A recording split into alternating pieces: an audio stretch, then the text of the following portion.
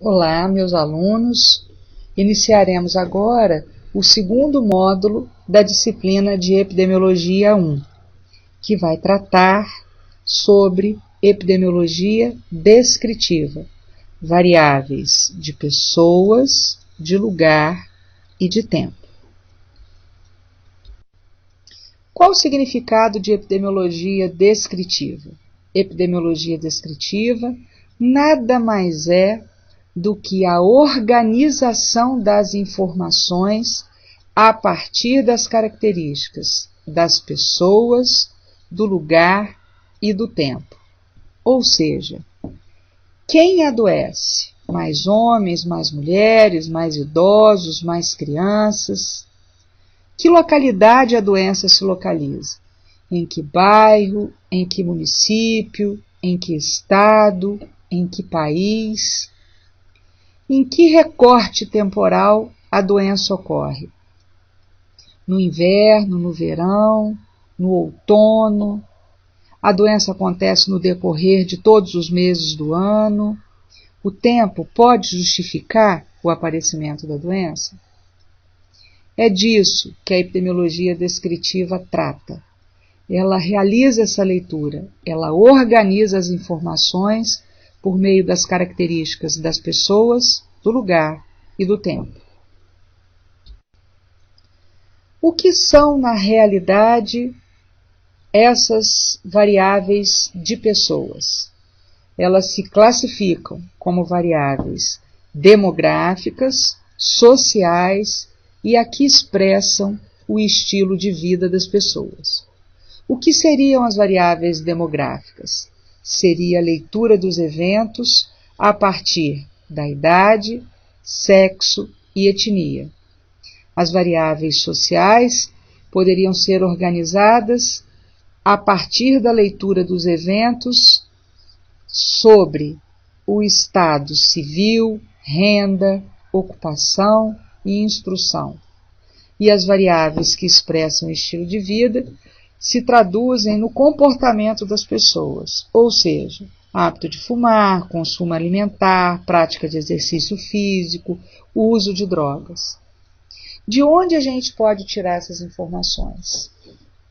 Do censo e de inquéritos populacionais. Inquéritos populacionais nada mais é do que as entrevistas que são realizadas com a população.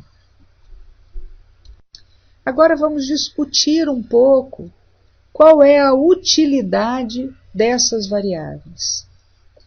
Tudo em epidemiologia, tudo, tem um objetivo único, que é consolidar um diagnóstico, compreender os fatores causais desse diagnóstico, para se tentar instituir medidas de prevenção e de controle.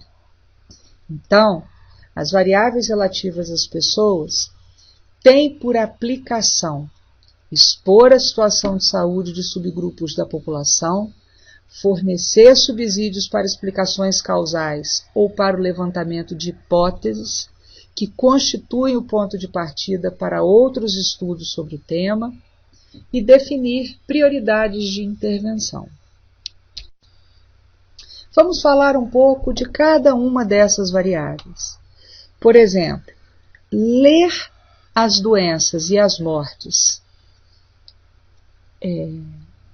organizada por sexo viabilizou o seguinte diagnóstico: a mortalidade ela tem uma ocorrência muito maior no sexo masculino. Essas diferenças de morte e de doença se dão por algumas explicações. A primeira, biológica. Já é sabido que o homem, na realidade, na sua composição genética, ou seja, o XY do homem, o deixa muito mais vulnerável às doenças cardiovasculares. O estrogênio orgânico na mulher protege a área vascular, enquanto a testosterona masculina ela agride a rede vascular.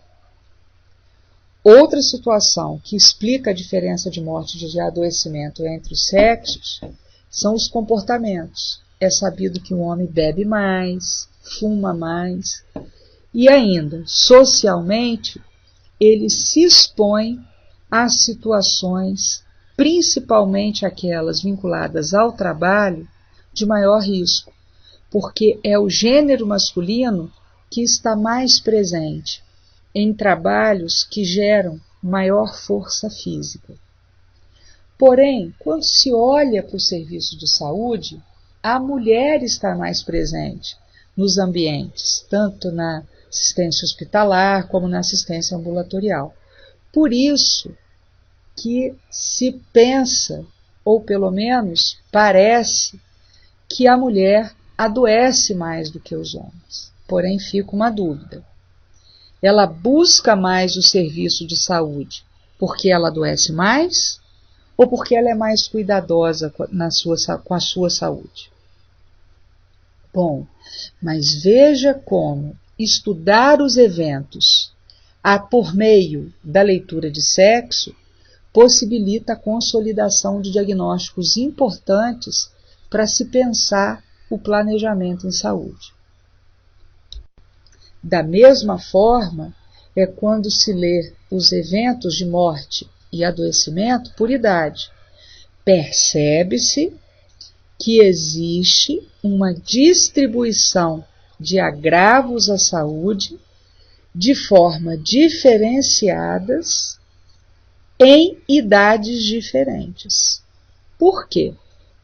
População infantil tem um sistema imunológico menos desenvolvido, então ela fica muito mais exposta ao aparecimento de doenças, assim como a população idosa. A população adulta, apesar de já ter o seu sistema imunológico desenvolvido, ela se expõe a agravos, por exemplo, aqueles vinculados ao trabalho, a uma vida social diferenciada.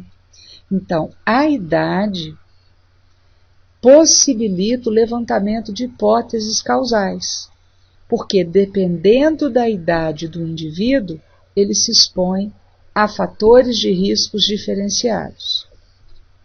Pensando ainda em variáveis relacionadas às pessoas, a etnia pode gerar a explicação causal para o adoecimento, como, por exemplo, a população muito branca, ela tem baixa de melanina. Essa baixa de melanina a deixa mais exposta ao aparecimento de câncer de pele. A população negra, estatisticamente, é sabido que tem uma predisposição ao aparecimento de doenças hematológicas, ou seja, a anemia falciforme. A gente não sabe o porquê, mas dificilmente a gente encontra uma população de outra etnia que não negra com o aparecimento, com o desenvolvimento de anemia falciforme.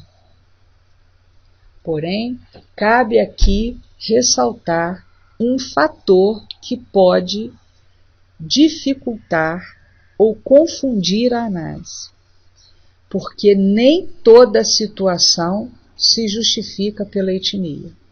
Por exemplo, sabe-se que a população negra tem desenvolvido um quantitativo maior de câncer, de doenças cardiovasculares. A etnia justifica isso ou a sua situação social? Por isso, algumas comparações devem ser feitas de forma cuidadosa, porque ainda há uma relação muito íntima entre a raça e a classe social.